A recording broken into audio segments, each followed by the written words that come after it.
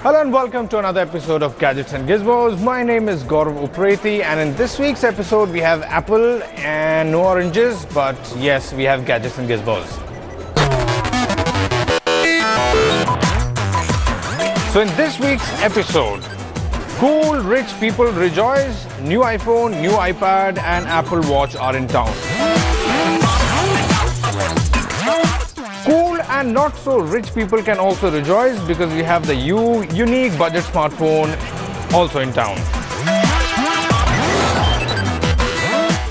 And we also have the Panasonic Iluga. And there's much more. So yes, the wait is over. Apple has launched its new iPhone, its new iPad, next version of Apple Watch and also Apple TV.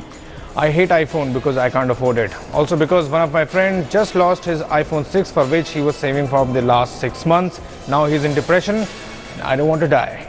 Show me something new.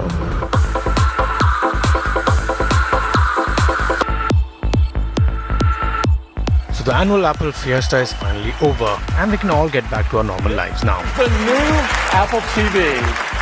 Well, there's a small matter of rounding up what Apple has launched for this season. This event was more of a confirmation of all the rumors that came before it. There was a new Apple TV with a new OS called, unsurprisingly, the TV OS.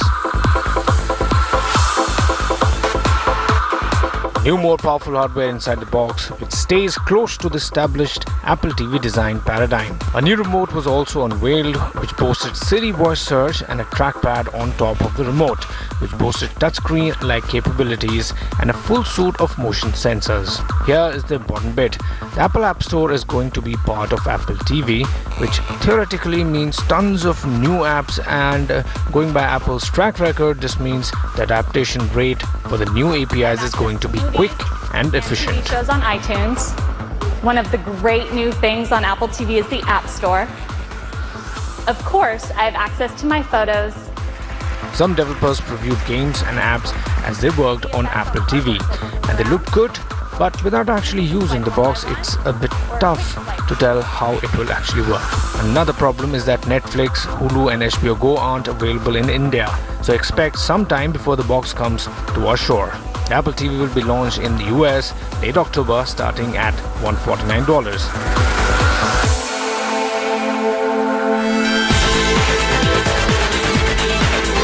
There was also the iPad Pro. The long-rumored 12.9-incher is finally official and it looks awesome. With powerful desktop-grade processing and graphical capabilities in tow. The feature it touts almost make it a replacement to the MacBook Air, almost in the same league as the Microsoft Surface as well. There's a keyboard cover and a stylus known as Apple Pencil, which comes as an add-on accessory and make it seem like a powerful, compact laptop, except, it's running iOS. Oh, there was also this epic moment where Microsoft and Apple were on the same stage. The pricing for the iPad Pro will start at $749. The Apple Watch also gets a new version and now we have more apps than before. Also, Apple has collaborated with Hermes to make those cool stylish straps. So now you have new colors and plenty of straps to choose from.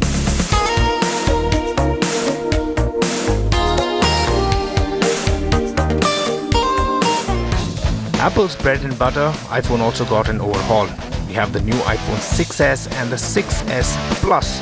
They still look the same except for new hardware and some nifty features. You get a new A9 chip which is 1.8 times faster than the previous gen A8 chip. Also, it takes the graphic performance to a whole new level.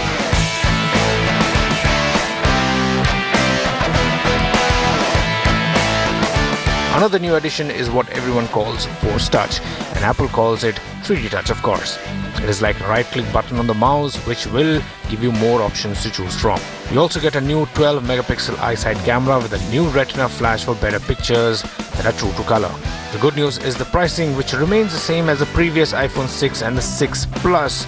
Of course, it's good news for the US fans because the rupee is still kind of struggling against the dollar. But the iPhone should be expected to come to India around the festival time.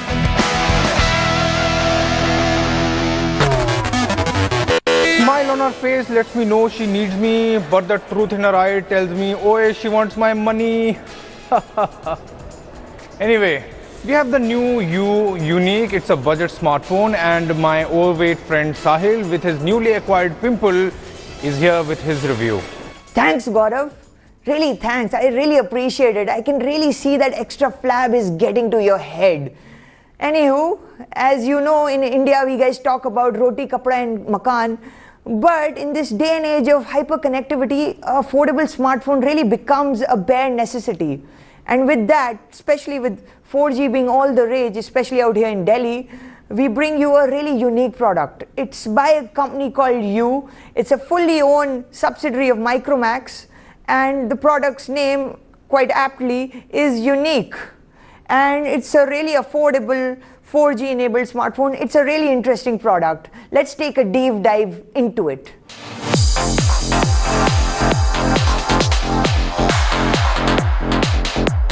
For a phone that costs just rupees 5,000, the design and build quality of this phone is frankly quite astounding.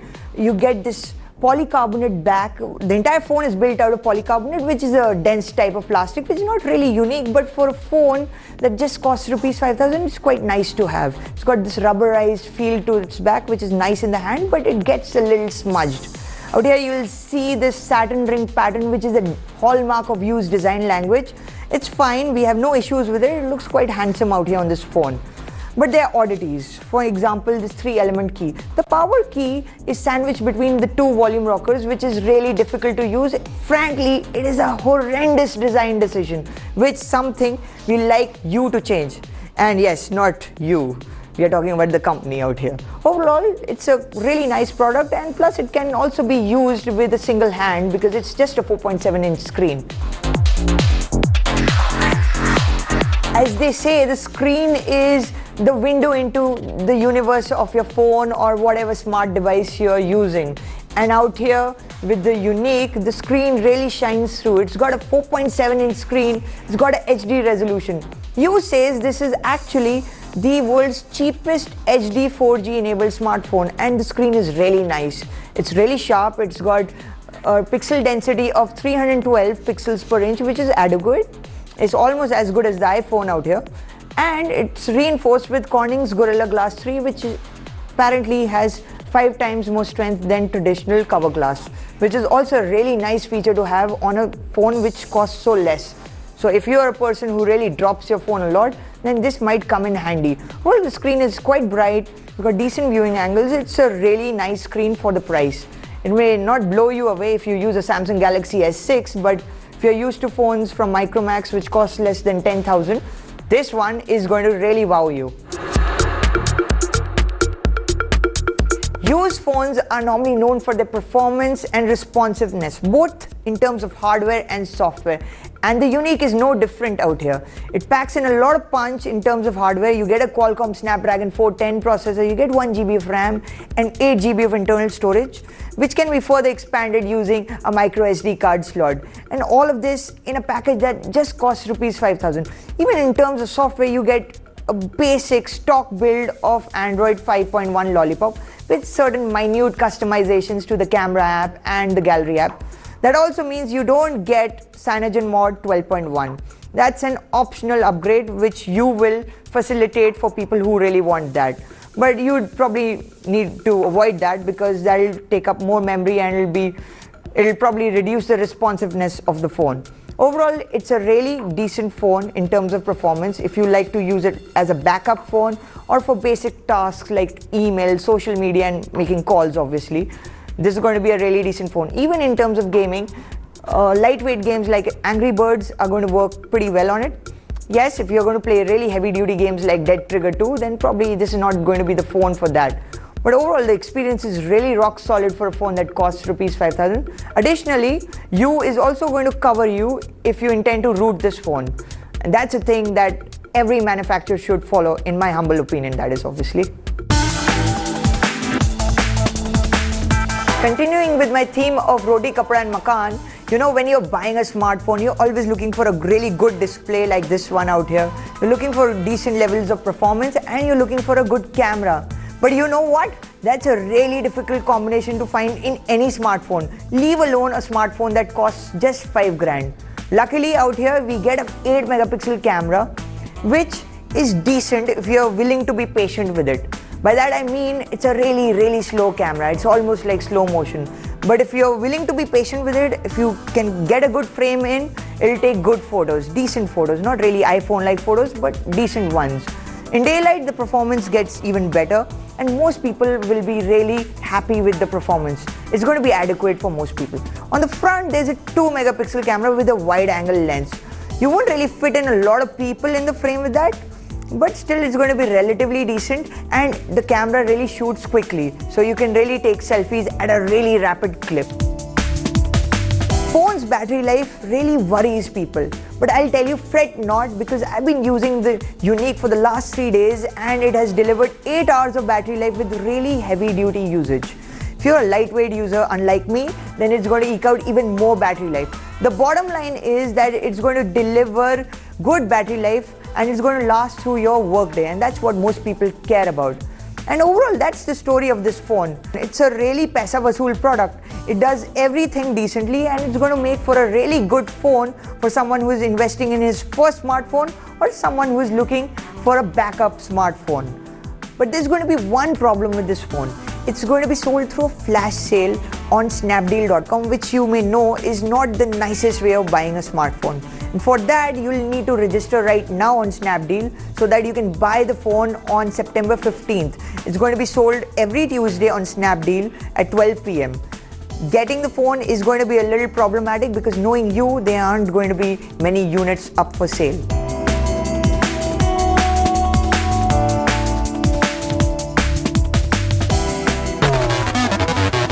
After a long time, we have a tablet to review. It seems that nobody wants to buy a tablet except for the iPad. Rohit has the new Micromax Canvas Tab and he was looking happy for a change. Let's find out why.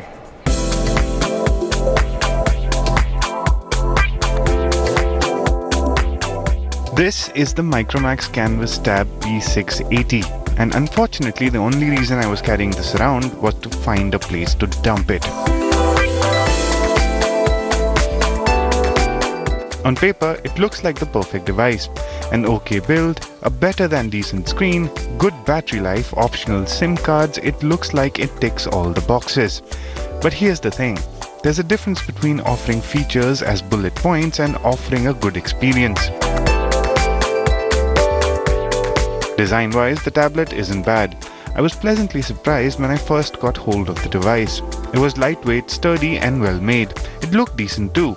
The back of the device has this pleasant metal-like finish even though the tab is plastic. It does a really good job imitating premium unibody designs even if it's not unibody. There's also a rubber-like finish which adds to the grip of the tablet. It feels really nice in the hand. The 8-inch display on the front runs at 1280 by 800 pixel resolution, and while it won't blow you away, it's decent. It has good viewing angles and we had no real complaints with the videos we managed to run on it. So far so good, right? Here's where the plot thickens. When it comes to performance, the P680 is a terrible performer.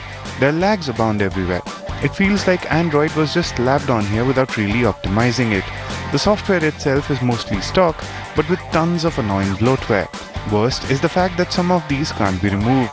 We also ran into a few weird bugs like apps ghosting from the recent panel onto the home screen. It makes the whole experience seem untidy. Frankly, it's a mess. Micromax will really have to issue a bunch of OTAs to fix the problem. But it might be because the quad-core MediaTek processor on here just doesn't cut it. Whatever the case, using it is a frustrating, slow experience. Coming to the camera, it's decent. It's surprisingly not terrible. It's just passable, but you really won't be using a tab to take photos.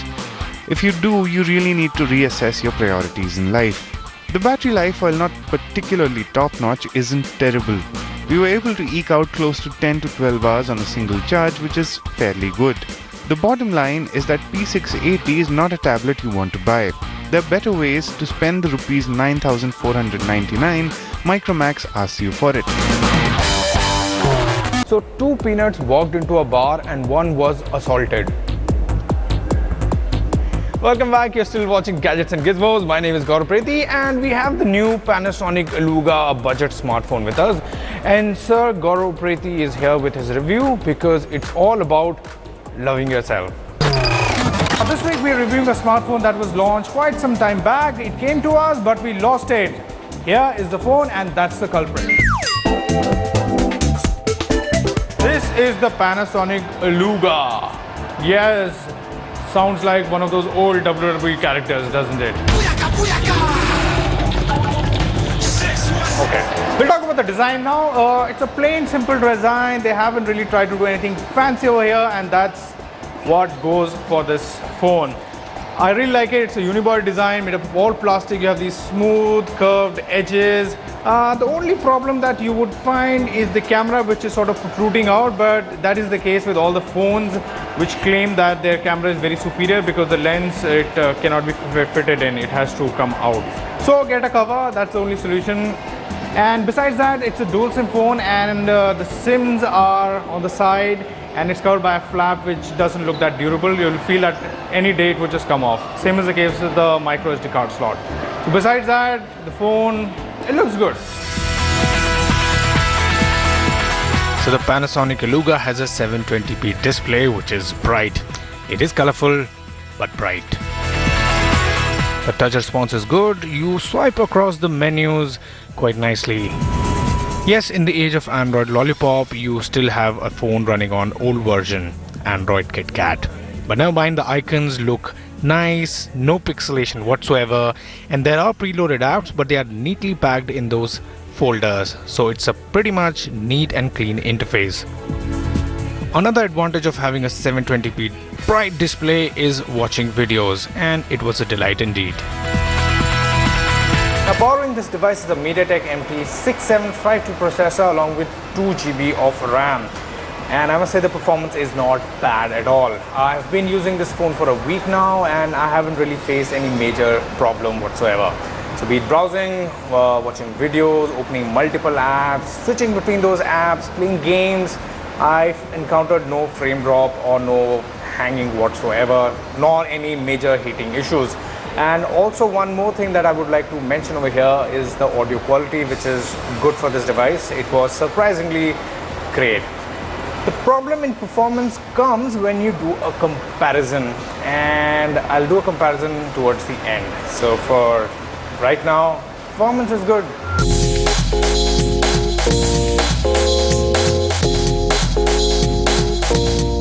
Now let's talk about the camera. So this protruding camera is actually a 13MP camera and it does a good job.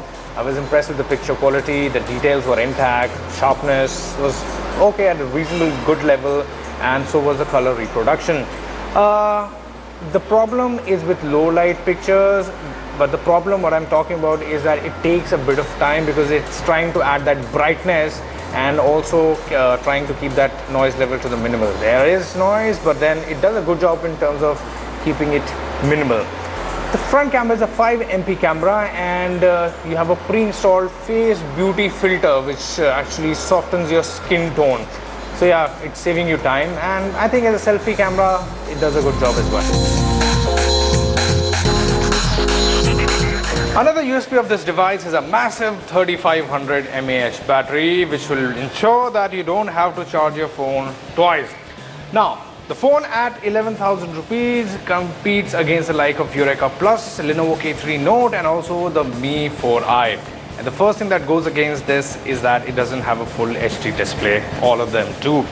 Also, they perform a little better than this. It's about the overall experience. But then again, it's not a bad performer. I think it's a value for money device, and I don't believe in comparisons because I still hate my neighbor for joining IIT because I went to IP, and I don't think I'm doing that bad in life. Oh, I got a bus to catch. See.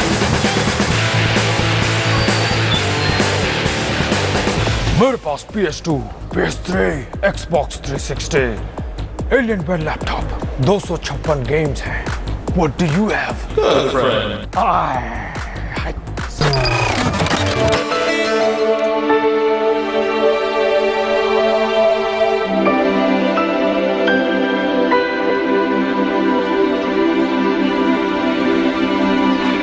Alto's Adventure is not a game that I would have tried looking at some screenshots alone. What really got me interested is the awesome trailer for the game that juxtaposed mellow, chill music with a gorgeous, fluent art style. Being a PC gamer, I usually don't tend to look toward gaming on mobile devices as something that can be engrossing, exciting and fun. I mean, sure, there are games like Infinity Blade or Republic that do quite a lot with the touchscreen and had me hooked.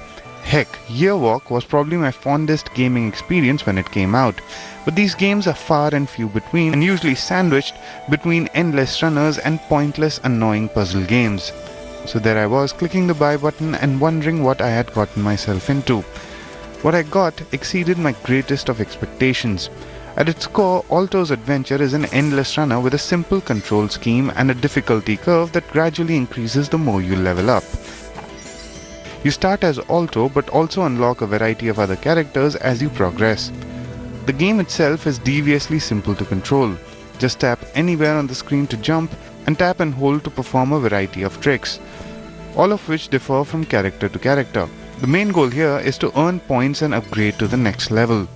The main draw here, besides the wonderfully tight gameplay, is the visual presentation of the game. All of the procedurally generated levels eschew a sense of beauty. Weirdly enough, the flat design to most of the art in the game reminded me a bit of Google's Material Design. I'm sure this is purely coincidental though. The game soundtrack also features laid-back mellow tunes that fit the atmosphere perfectly and help build the sense of trance as you progress further and further. Overall, Alto's Adventure is a reminder that there are still unexplored classics lurking in the App Store. If nothing else, it's given me a reason to pick up my iPad again. Alright, with that, it's a wrap. We hope you enjoyed watching the episode. We'll be meeting you next week. And remember, do serious, but don't look serious. That's what we believe. And like I say in Japanese, watashi wa